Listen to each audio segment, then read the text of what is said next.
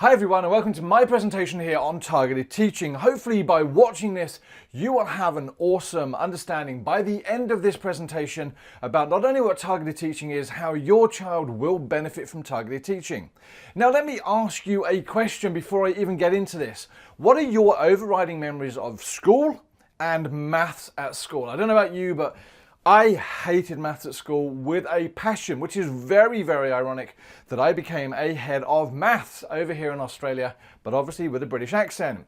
Now what I've done is I've developed a targeted teaching program that allows students to learn very much the stuff they need to learn. How often did you sit in a lesson at school and either think to yourself, I have no idea what's going on here, or I've done this before, this is too easy, I am bored.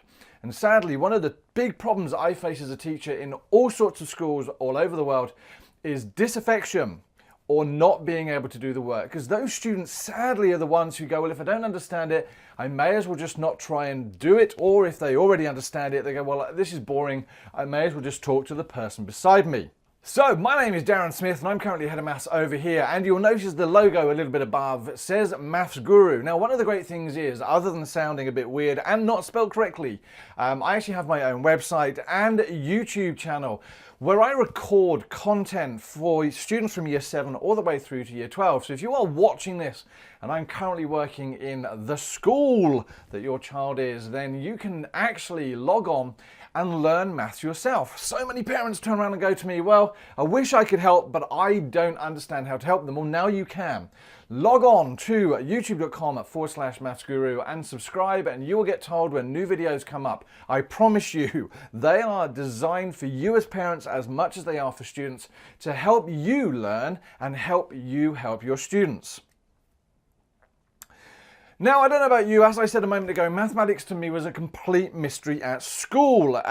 Much of it, I had the strangest teacher for 4 years who sadly I didn't understand a word of what was going on. I'll be perfectly honest with you, I copied most of the work from my best friend and got to the end of the year and would do these end of year exams and always panic that I hadn't understood it. Obviously I had. But like this image here, I mean, I was literally like, the square root of 9 is 3, who cares? Algebra, yeah, I mean, again, how many times did you go home and say, why am I learning this stuff? Is it ever going to be relevant? Well, maybe and maybe not. And then you look at maths for today's students, and many of them sadly just think it's all just numbers and percentages. You know, today's test is 70% of your final grade, which makes up 35% of your grade for the semester. Now actually that's not that funny. We as maths teachers take all their individual homework sheets and their individual assessments and we put them together and we create end of term assessments, which in many cases sort of makes sense to you as a parent because you want an overall idea of how well your child has done, but it doesn't take account of those times when they've done really well in lots of tests and maybe not so well in one test. How do you get that information? Well, this targeted teaching scheme that I've created very much puts you and your child in control of their maths. And finally, as I just said there, I know when I left school I had no interest in being a teacher whatsoever, and yet I very desperately wanted to walk up and say, when am I ever going to use this stuff? Well, I suppose really the joke's on me because I'm using it all the time now. Why? Well, because I'm a teacher. Now, if you are watching this, don't worry, this is not some sort of new, made-up, newfangled scheme. I've been working on this for over 10 years, back in the United Kingdom and over here in Australia in now 3 different schools. And luckily and fabulously, it is making a huge difference. And recently I was interviewed by The Age, and literally it turns around there, and as it says in that article behind me, you know, I was described as the ironic head of maths. I was like a little bit offended. Why am I ironic? And that's because not only did I dislike maths at school, I've turned into this head of maths who hopefully has developed a scheme that allows maths to be understood by a lot more students than I think traditional maths teaching allows. I want and totally believe that maths can be understood by every student if it's pitched in the right way and it's done with humour and fun. Okay, so this is very much the introduction. Why is this relevant to you? Well, you've probably got a child here in the school who is following this targeted teaching.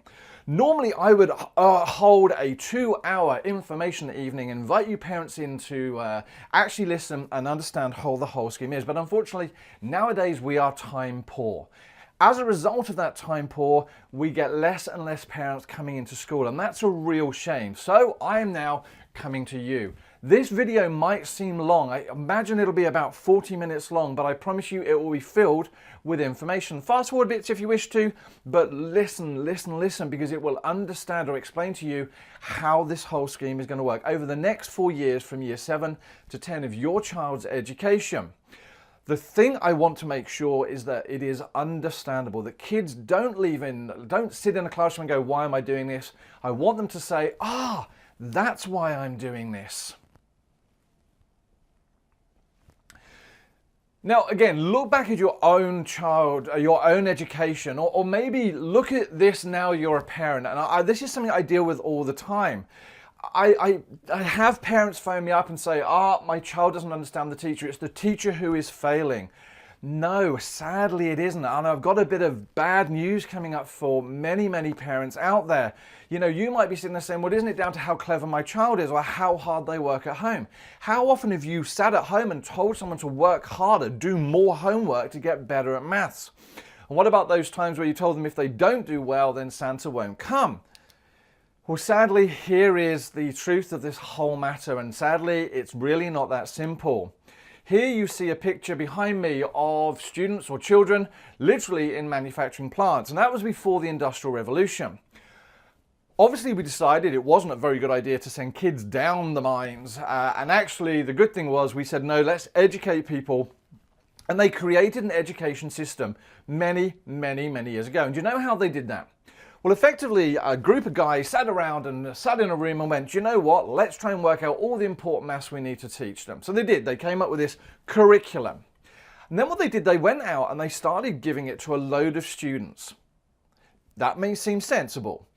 The shame of it is, once they realized what level each child could actually do the work at, they fixed the curriculum. They actually fudged it so that what you ended up doing was you actually taught it to the students when they couldn't understand it. Now that makes absolutely no sense, but reason being is they wanted to limit the number of students who went to university to the top 3%. So the whole curriculum is actually stacked against most students. And sadly, in many cases, that is still true of today. Let me give you an example. Trigonometry.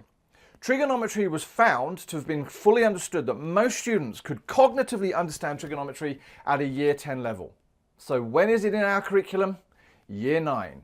So it's no wonder that students are coming home to you going, I don't understand this.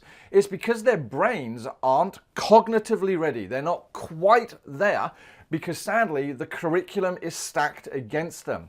So what we need to do, or what I've done, is readdress that. And I said, well, okay, while the curriculum has things that needs to be taught, let's teach it at a time when they need to understand it.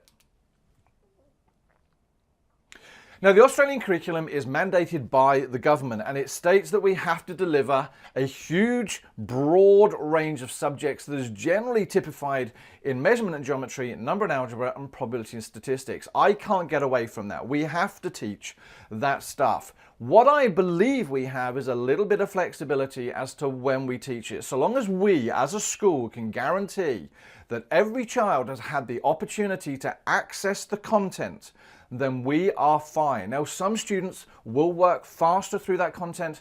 Some students will work slower because they'll find it much, much harder. They'll be slightly behind in their learning than others.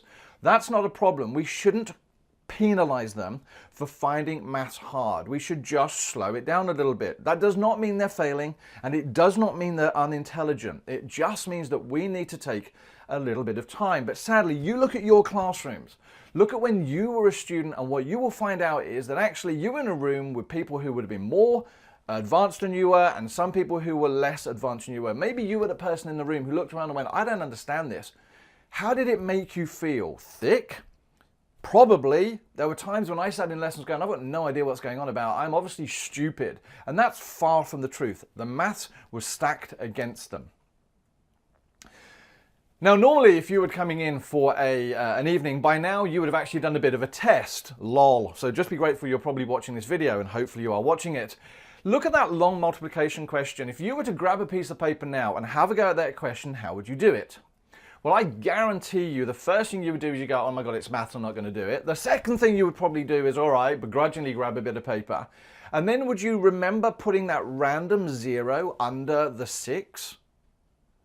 Somewhere in that question, somewhere in doing this, you'd have put that random 0 because your teacher told you to do it. Now, sadly, that is the problem with maths as well. We're being taught it the same way over and over again. And in fact, there are many, many better ways of doing this.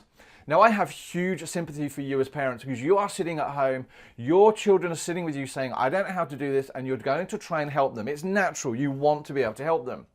And you're going to show them your way of doing it, and instinctively, your son or daughter is going to go, nope, that's not the way I was taught it at school, and they're going to give up. My advice to you is don't stop. Listen to their way of doing it. Now, you're going to say, well, no, I was no good at maths at school. And maybe I get that. But with all due respect to you all now, you're about 20 years older. Your brain has actually moved on. It's developed. It's actually got better without you realizing it. If you sat with your child now and got them to explain what it was they were trying to do, I can all but guarantee you, you will be able to do it. Now, interestingly, I have, again, a lot of parents will sit with me and go, no, the dad's got the maths brain. No, they go to dad. Again, with all due respect, what you're actually saying to your students, and I've heard this, I actually generally have kids come up to me and say, no, I can't do maths, it's genetic. My mum says she can't do it, and I'm her genetics, it can't be done. And that terrifies me. While you may have found maths difficult 20 years ago, please sometimes all these kids want to do is just sit with you and get to try and explain it. Many cases, in you making that time to sit beside them and not saying, I couldn't do maths, they will actually get it. Just by talking out loud or rethinking it, they will actually get it without you doing it as well. You may even turn around and go, oh, hold on a moment, I can do this. Now, 10 years ago, I was sitting in the United Kingdom in classrooms going, it is soul destroying that we are teaching kids here who don't understand. I don't feel like I'm doing a good job. I don't know how to make them better at maths. And so a lot of hard work went into developing the scheme that I'm talking about now. So as I've said earlier, we have to follow that Australian curriculum. But my view of it, we have to take every student's individual needs and abilities into account. Maths is busy, it's full, there's a lot of content. But actually what we need to do is come up with a way to show how well students are actually doing. Now, you went to school and I'll guarantee you had grades. You, as a parent, and me as well, were almost indoctrinated to turn around and go, well, an A must be good. If you're not getting an A, you're a failure. Things have massively changed in education. And the shame of it is we are all absolutely conditioned to say to our kids, you didn't get an A, you're not working hard enough, you must work harder. How many A's did you get? I don't know. When I was at school, there was one exam I did well at. One for my Year 9 maths teacher, Mrs. Hurst. Now, I don't know what it was about Mrs. Hurst, but I lost 1 mark on a maths exam, and that was the closest I ever got to 100%. Now, I'm a maths teacher and I'm a head of maths. It doesn't mean I'm unintelligent. It just meant that some of the maths tricked me. Is 80% good? Is 60% good? It very much depends on the topic. So we need to put all this into perspective. So this scheme that you are hopefully now listening about is to teach it well the first time and build on the knowledge the kids already have and link it every time we possibly can. So, the whole scheme is built on the following. Every single child is different. That is important. Kids are not created on a production line. They are very, very different. And maths has to be taught differently for every child. Every child has different strengths, and every single child has different weaknesses. That's not a failure. It's just a weakness. There's some things we're good at. There's some things we are not good at. Everybody has a different capacity to learn. And by that, I mean we all learn at different speeds. Some people pick things up really, really quickly. Other people pick things up a lot slower. That's not a bad thing. And we learn at different rates. Now, what I'm trying to say here is students are not created on iPhone production lines. And we have to create, and I've created a math scheme that very much takes account of their individual differences. Right, so how do we know what kids already know? You would think that as they pass through school, we would have this wonderful map of everything that they know and everything that they don't know. And sadly, because every child is different, then every single map is different. While we might generically know when they leave a classroom what they should know, that's very different from what they actually have understood or learnt. So, this whole scheme is built on research. I haven't made it up. I mean, I've been in teaching for, 27 years now, so I've got a fair amount of knowledge about, being in a classroom. And this book here is talking about ZPD, Zones for Proximal Development and Cognitive Ability. Apparently, you learn best when you are just on the cusp of getting half the work right and half the work wrong. So you're on your best learning when you do a test and you get 50% of it right and 50% of it wrong. Now, I don't know about you, but my mum, if I was saying this out loud now, her jaw would have dropped and she'd gone, you come home with 50% from a test and you are going back to school for another year.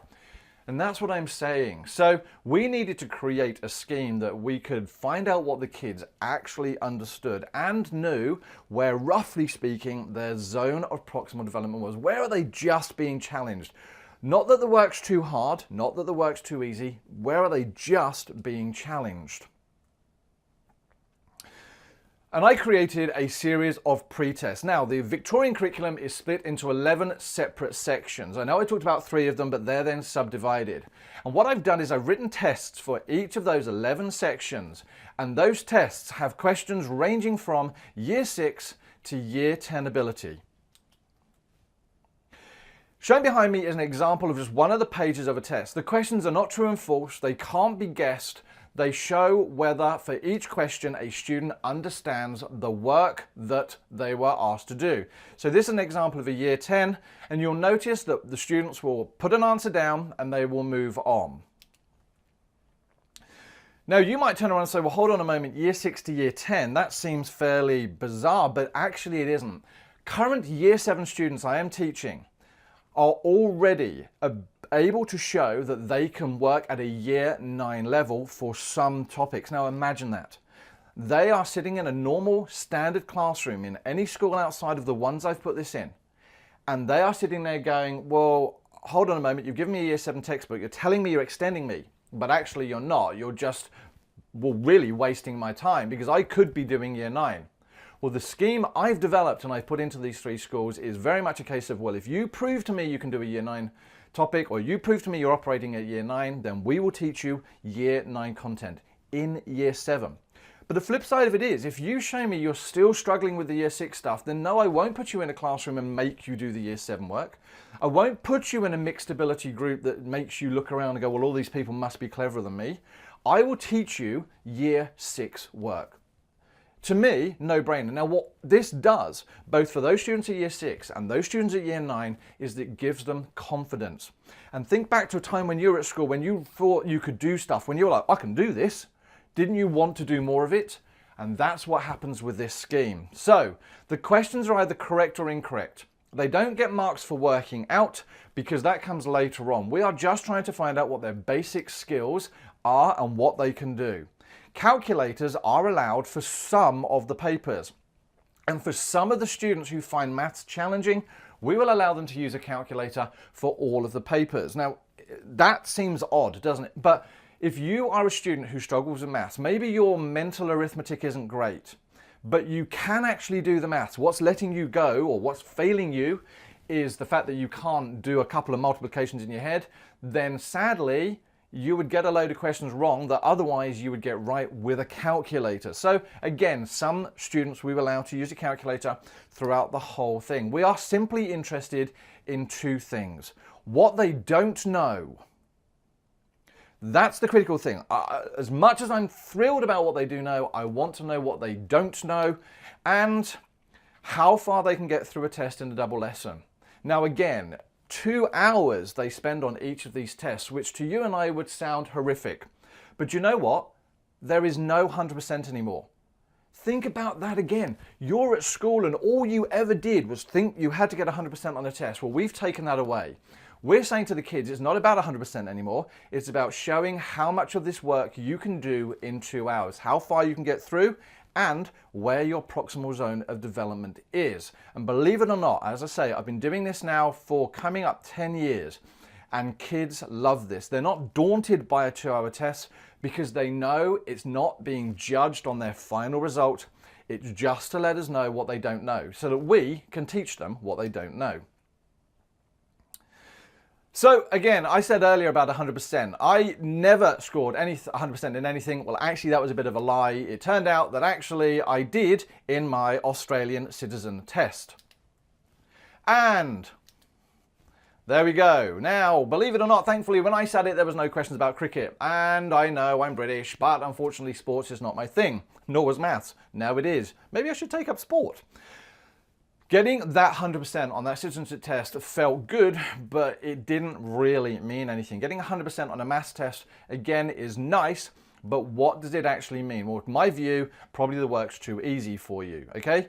That's why this scheme is important. Let's teach what needs to be taught at a level that needs to be taught. Now, the school I'm currently in doesn't use letter grades. Whoop, whoop. We use different stuff. But again, by the new Victorian or Australian curriculum, you might be surprised to know that a grade A does not mean that they are doing well. It actually means they're approximately 18 months ahead of where their age puts them. So that means if they are currently in year 7, they're operating at about halfway through year 9. Wow, or halfway through year 8, almost year 9. Wow. Now, in the same case, a C means that they are exactly where they're supposed to be. Now again, the current school I'm in does not use letter grades, but grade C's, when we send them home, as a parent, would hit the roof. I would literally sit there with a phone at the start of the year and go, C is good, C is good. C says that's where they're supposed to be. And likewise, as you can see behind me, a grade E does not mean they're failing. To you and I it did. When we were at school it did. It meant we were failing. But actually, not now. It just means they're 18 months behind. So let me ask you a question. Which would you prefer? And again, this sounds very, very weird on an individual video space, but I would normally ask this to a group of about 200 parents. Do you want me to lie to you? Hopefully you're sitting there going, no, or you're halfway through an email now saying, well, you know, Darren, you didn't need to actually say that. What I'm trying to say to you is this. Sadly, in many, many schools around the world, students who are 18 months behind will have grade C's put on their reports. You know, you as parents want the very, very best. If you put an E down, well, basically we all think it's failing, but it isn't, not in today's world. And I'm sure you would want to know if your child is a year or a year and a half behind in maths, you'd want to know so we could support them. Now again, we don't use letter grades.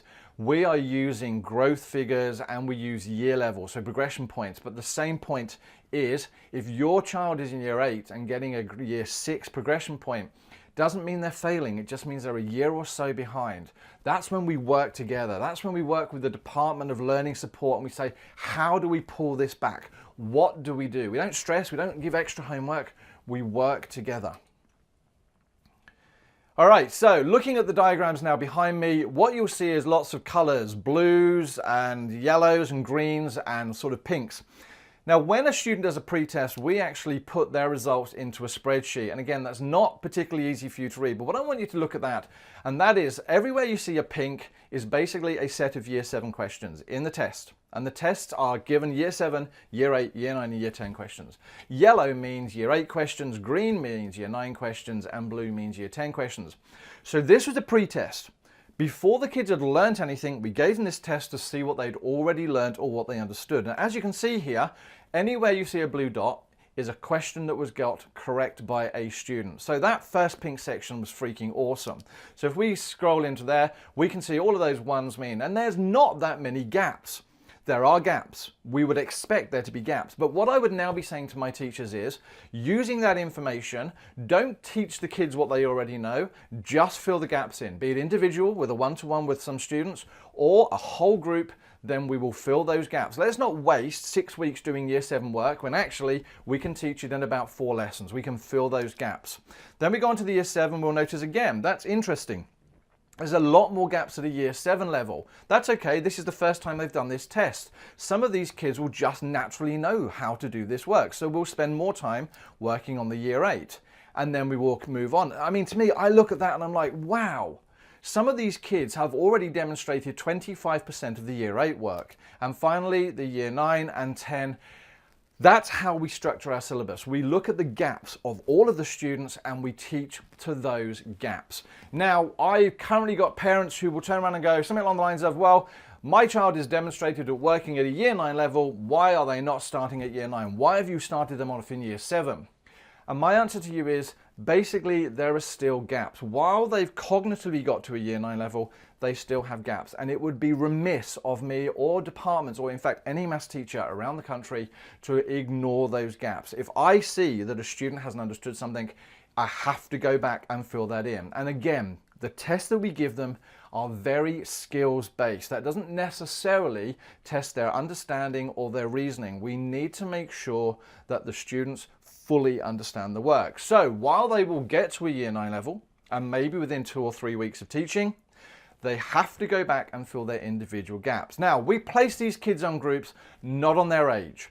So no longer do I place students in a group based on the fact that they are year 7 and they are year 7 and that's it. We actually base them on what they don't know. Now that's not setting, it is not targeting by ability. It is saying, well, we've noticed that these kids have common gaps in some of the work, so we will change and teach them as a group for that whole module. So we need to make sure that they will always have to have links made back to their prior knowledge, not just in this module, in all modules. And remember, we teach very much by modules, 11 of them. You guys as parents want to know how your child is doing, and I have created a feedback system here that will give you more information than any written comment I could ever possibly give you on a report.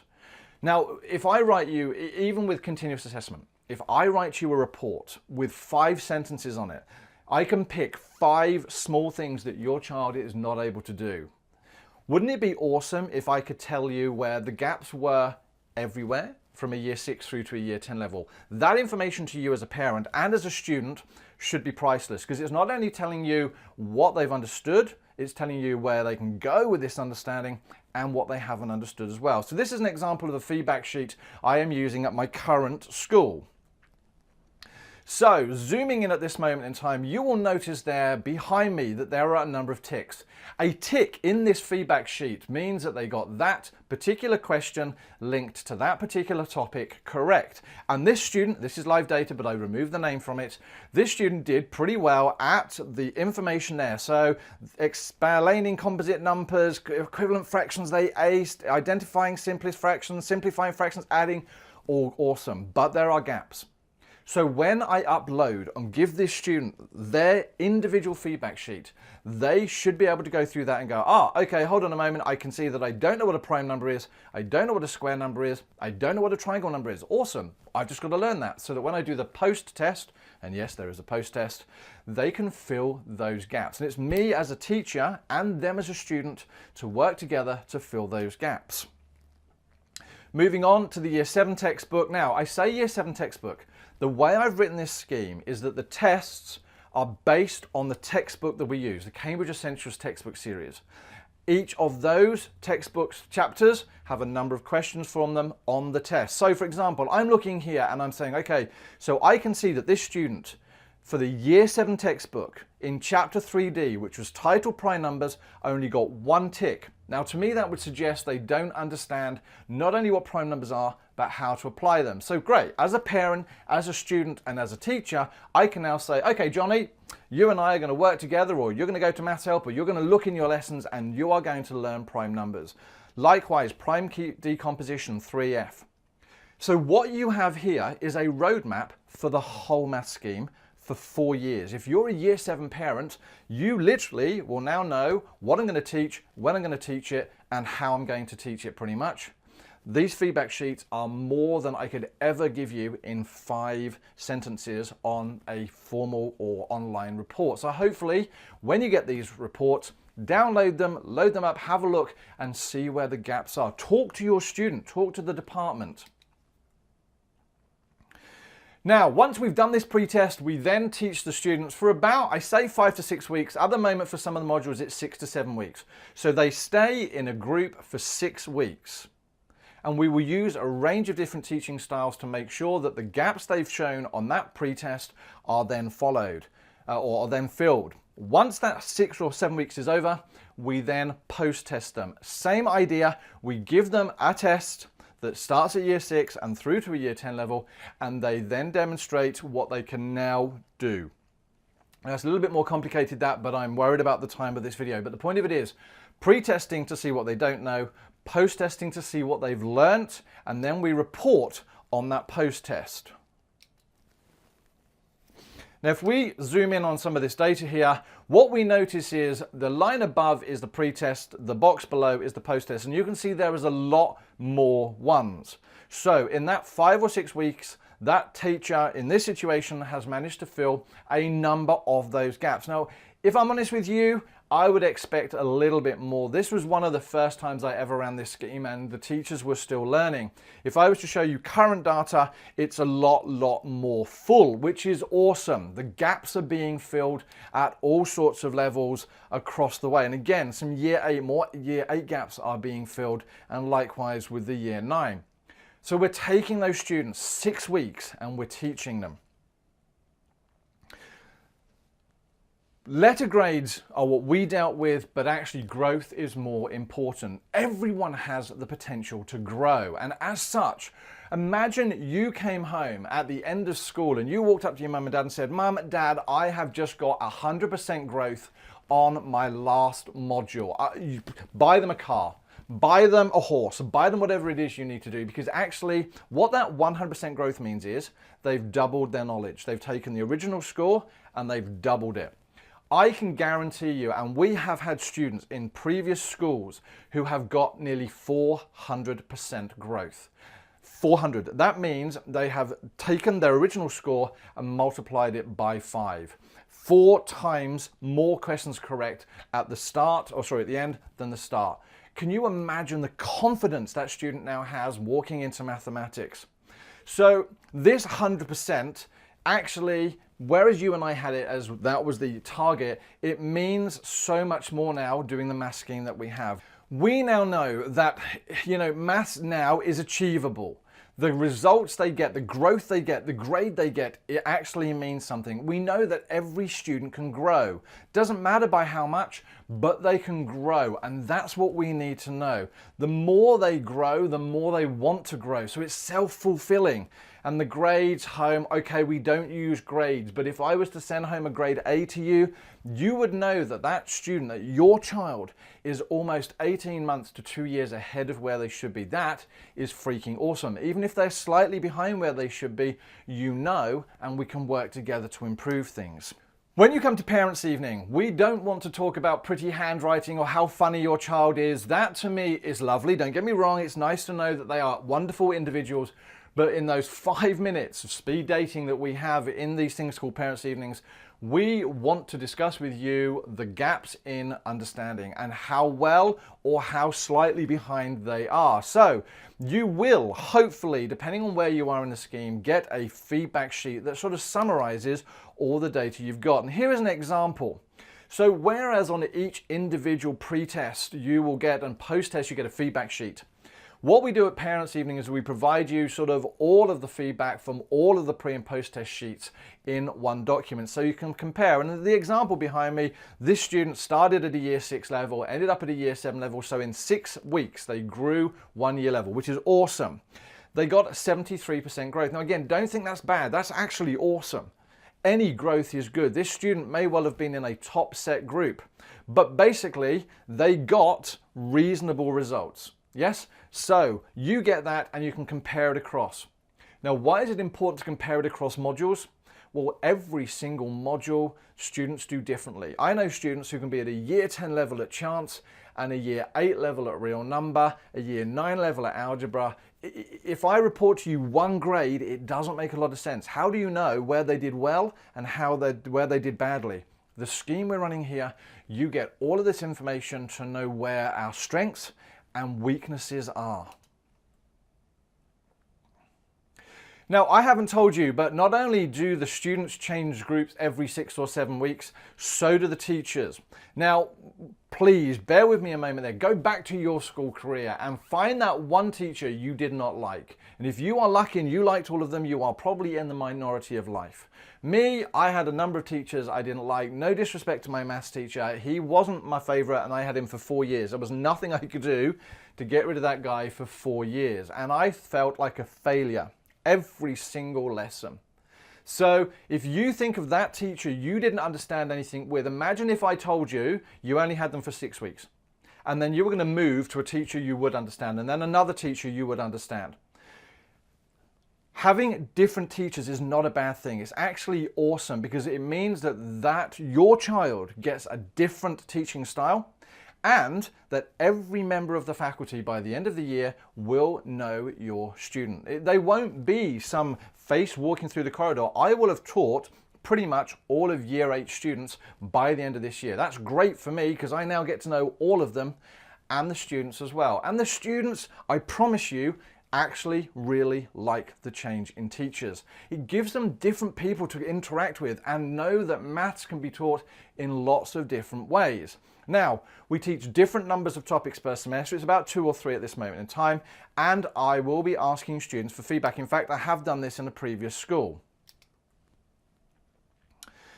Now, whereas maths for you and I was taught very much in a classroom and probably with a textbook, it's important that maths becomes more hands-on. And so being in the school I currently am at this moment in time, every 5 or 6 weeks or every 6 or 7 weeks, students will also do what we call a real-world task where they actually do something that applies the maths. It might not necessarily be the maths they've just been doing, but I know I've written a cryptography task, which basically is code breaking. And so basically the task I've written allows students to come into my lesson for 1 week, work through a load of challenges, interactive, hands-on, make stuff, I would say blow stuff up, but no. And by the end, they make themselves an actual codex. They make themselves the cryptography machine that they encode and decode. Now, I don't know whether you did that, but I know that other teachers are sort of teaching the physics of, or the maths behind basketball, and there are so many bungee jumping Barbies and all sorts of different things that actually, for a change, take maths away from that traditional textbook teaching and turn it into something useful and real world. So maths needs to be more interactive and it needs to be more fun. Maths, again, isn't just about maths, and so as this course gets more and more developed in the schools, then we will link with technology, arts, science and humanities. And I have to say, it is my absolute wish that I create or build a roller coaster one day. I love roller coasters. Now, not going to be able to create something quite like Fire and Ice there in that top picture from Universal Studios in Florida, but wouldn't it be great if one day we had a group of students, as many who want to, actually go out onto the school, work with science, work with technology, work with engineering, work with STEM, and build a scale model roller coaster that actually works. To me, that would be awesome. What about the one below? Mini golf. The maths in mini golf is awesome. Anyone who's seen the movie Overboard with Goldie Hawn and Kurt Russell will know that at the end of that, he built a mini golf course. But it was great. He had moving sphinxes and it went in the mouth and out. It was awesome. All of this is possible. We should be doing more of this and not just making people sit in front of a classroom with a textbook. So, to go back to a study and just to sort of prove to you about students, in a previous school I asked a student survey. Things like, is the theory clear in the classroom? What do you think about the change in teachers? Is the work going too fast? All these type of stuff. And there were some killer questions. And these were killer questions. Could you describe how you felt changing teachers with each topic? Write down 3 things you enjoy about mathematics now, and what do you think can be chosen? Now, when I released this, no word of a lie, it was about 6:30 at night in 2 schools ago from where I was now. 6:30 at night. By 6:35, this is my first response. Could you please write down 3 things you really enjoy about mathematics? No, because I've got nothing good to say. And literally wrote 1, 2, 3, nothing. My heart sank. I was like, if that's my first response, then I'm pretty much going to just resign. I'm going to go somewhere else because, can't be doing this at all. As it turns out, when I then looked at the rest of the 114 anonymous responses, I was stoked. Now, bearing in mind, some students who don't enjoy maths won't necessarily always give the best stuff. Here were the results from, is the theory delivered in a clear and easy to understand way? Now, as you can see there, extremely clearly, very clearly, moderately clearly, with just a couple at the end. So the kids were like, actually, yeah, it's being delivered really well, thanks very much. What about if you don't understand the work or wish to ask a question, is your teacher approachable? Look at that, extremely, very moderately approachable. This is awesome. Now, this is, even though the kids were changing groups, by the time they did the survey, they had 3 different teachers by that time. And yet they were turning around and saying, well, actually, yeah, on the whole, it doesn't matter what teacher I have, they are extremely approachable. Is enough time spent clarifying on questions? A lot, a moderate amount. Now, obviously that there said, well, no, we need to do a little bit more. Maybe we need to do a little bit more with the teachers. Is there enough assessments? Well, obviously, what we're saying is, do you have enough tests? They decided there was way too many tests there. Are you happy? Extremely, very, and moderately. They're the highest. Now, all of these graphs were showing me that the students actually were loving this. And then we sort of said, well, okay, let's make some comments. Can you describe if you felt changing teachers? All right, it's good to meet new teachers. Cool with it. Good. Good, because I always have a new teacher that can help me in different ways. That was a student who basically told us, well, actually, I'm being helped in different ways. This is awesome. Usually you're in a group because you stuffed up and you have to put up with it. I think that was hilarious. Obviously somebody hadn't done quite well on the pretest and they decided that that group wasn't necessarily for them. And again, that last one I'm fine, just as long as there's someone I know in the room. So that change of groups was awesome. And again, you know, there was some interesting feedback. Didn't care, I didn't get a new teacher. See, someone by the 3rd rotation had actually ended up with the same teacher 3 times. It can happen. Didn't care because I'm that sort of a person. And then there was the negative feedback because it's annoying because once you have made good friends and then you have to change up again. My argument with that particular question there is, while friendship groups are really important, and I get that, don't get me wrong, I would love to have some friends. This is about maths, and changing groups actually strengthens or gives you an opportunity to work with different people and in fact get more friends. So this whole scheme has been developed with psychologists. I've actually worked with a number of psychologists and organizations to make sure that everything we do here is to boost the confidence and the morale and the positive psychology of each of the students I deal with. Okay, so good bits about this course are students have access to all 4 textbooks. We're using the Cambridge Essentials textbook and they are all available on the website. So there's no heavy textbooks to carry about, but if they are on a module that deals with the year 10, then they are able to just access the year 10 textbook as easy as that. Okay, so there we go. There's an example of an Essentials Mathematics textbook. There is more information available to you on the learning management system that the school uses. So on your class page, we as members of staff tell you what we're going to teach and when for each of the modules. Just load up the class page and you will see week 3, lesson 3, we're going to do this. Week 4, lesson 2, we're going to do this. So if your child is ever absent, it's there on that learning management system for you to be able to have a look at. Testing information is there. Believe it or not, although we're doing pre and post testing, the number of tests a student has to do now has gone down each year. In comparison to students who are not doing targeted teaching, they are doing far less tests. So that's good, but it's important to know when these tests are, both pre-test and post-test. And again, your learning management system will tell you when the post-test is, when the pre-test is, so that you can plan accordingly. We want more feedback from students. So we might use the traffic light guide. Actually, we might turn around and say to the students, if you're not happy about something happening in a lesson, color in a little bit of paper with a red and just put it in front of you. I'll know. It's fairly discreet. It's not like you're putting your hand up saying, I don't understand, I don't understand. It's there, but if it's green, then it means, yeah, I'm okay, thanks very much. Or we can use things called post-it notes. Now, obviously you know what a post-it note is. But at the end of some of my lessons, I will get students to write down anything they haven't understood. And as they leave, they just whap a post-it note on the door as they go. It's anonymous, and it lets me work out which parts of the lessons they're still not happy about. And parents' evenings, I've already talked about. They are there for you to learn and help assist with filling gaps, or in fact, just congratulate them, saying, yeah, awesome, they're doing really, really well. Now, obviously, the future of this scheme is questions I get all the time. So it's like, well, if they're in year 7 working on year 10 work, what happens in year 10? Don't worry about it. We have a plan for these students to continue to do well. Now, that doesn't necessarily mean that we'll ask them to start VCE early. In fact, I would argue that that's not a good thing, okay? While it's good to be challenged in mathematics, While it is good to feel like you are doing well, there is a difference between understanding the maths and actually being able to do it. Lots of students, no disrespect to Kumon Maths, lots of students can use Kumon Maths to literally regurgitate and rote learn. And I have had a student who walked into year 7 and was doing A-level maths or VCE level maths.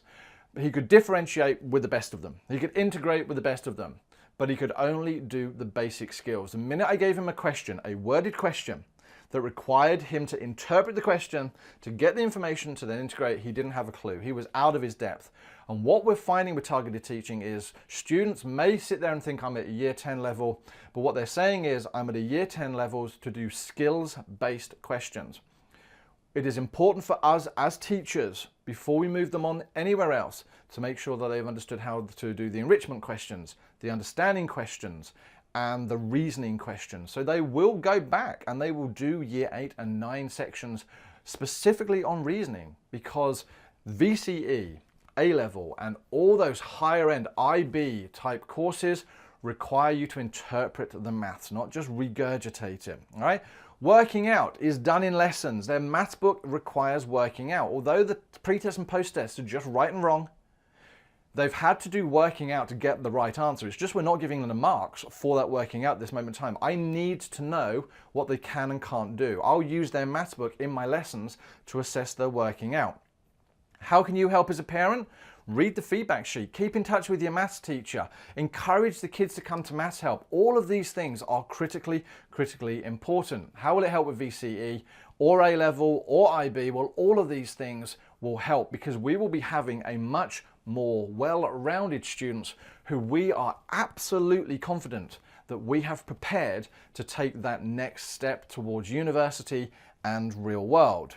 Now, I'm almost at the end. Thank you so much for listening to this. Hopefully it's been useful. Why are we doing this? Well, again, I did not like the way that traditional maths teaching is done, or in fact maths lessons.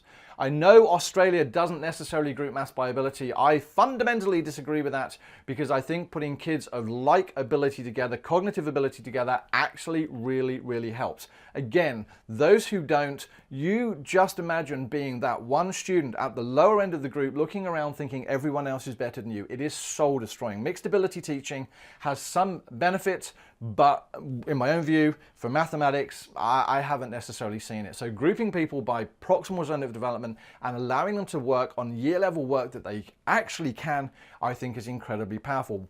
The maths department I have worked with, and in fact all maths departments I've worked with, have been awesome and have absolutely wanted to make this targeted teaching approach the best thing that they have done, because it enables students to do the best at a level that they are most challenged with some fun. So, long story short, this scheme is created for your children. If you have any questions at all, and I know it says a couple from the floor there, but obviously if you're watching this video, then please get in touch with me. Yes, this video will be loaded onto YouTube, and you are welcome to leave questions below. You may agree with the process, you may disagree with the process. Hopefully you will agree with the process. I promise you, 10 years of doing this, 3 very different schools, and all of the kids have absolutely skyrocketed because of the confidence of being able to do work at their level and the growth that they are seeing. Thank you so much for your time in watching this. It has been awesome. Fingers crossed it's been useful. If not, I'm really sorry. But otherwise, hopefully you'll subscribe to my MaffsGuru YouTube channel to allow yourself to have some maths lessons if you need to, or if you need to help your kids. Otherwise, you have an awesome day. This is Darren signing off. Bye-bye.